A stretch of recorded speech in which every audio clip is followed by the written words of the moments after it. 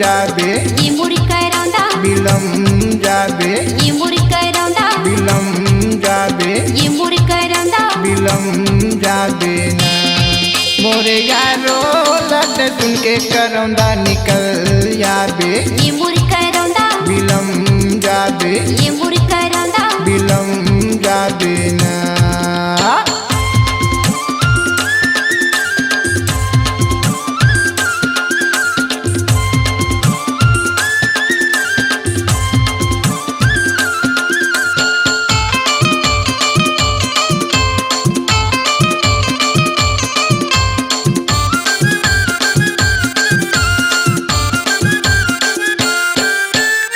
रूप तोरे देखे जब ले नैना मोर समाये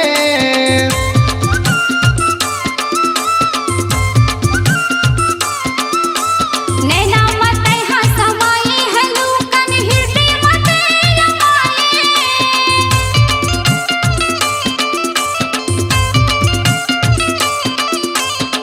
रूप तोरे देखे जब ले नैना मोर समाये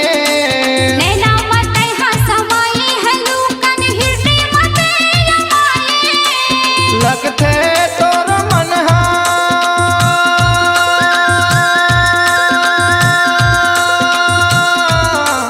लगते तोर मन ये निकल भागे ये मुरी करौंदा बिलम जाबे ये मुरी करौंदा बिलम जाबे ना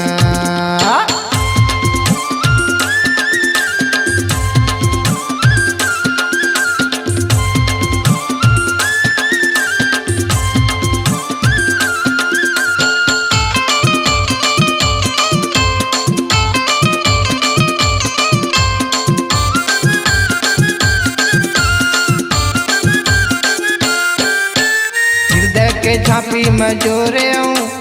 तोर माया के जोरा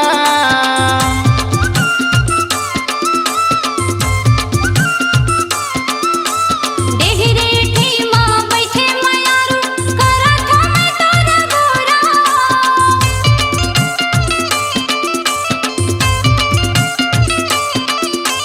हृदय के झांपी में जोरे तोर माया के जोरा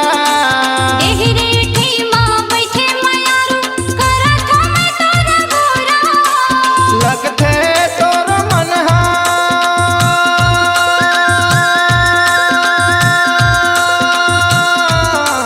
लगते तोर मन ये निकल भागे ये मुरी करौंदा बिलम जाबे ये मुरी करौंदा बिलम जाबे ना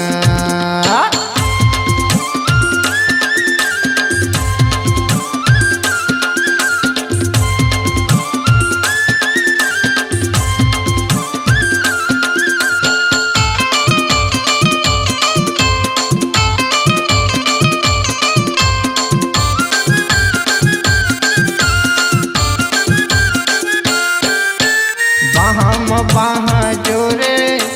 गीत पीड़ित के गाबो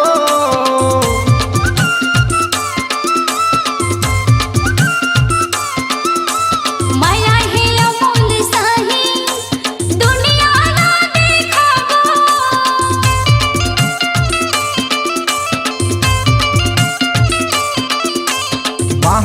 बाहा जोरे गीत पीड़ित के गाबो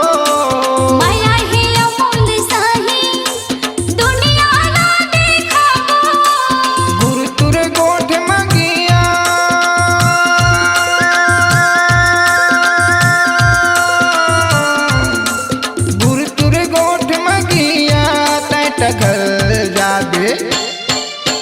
ये मुरी करौंदा बिलम जाबे ये मुरी करौंदा बिलम जाबे ये मुरी करौंदा बिलम जाबे ये मुरी करौंदा बिलम जाबे ना मोरे यारो लट सुन के करौंदा निकल जाबे ये मुरी करौंदा बिलम जाबे ये मुरी करौंदा बिलम जाबे ये मुरी करौंदा बिलम जाबे ये मुरी करौंदा बिलम जाबे ये मुरी करौंदा बिलम जाबे ये मुरी करौंदा बिलम जाबे ना।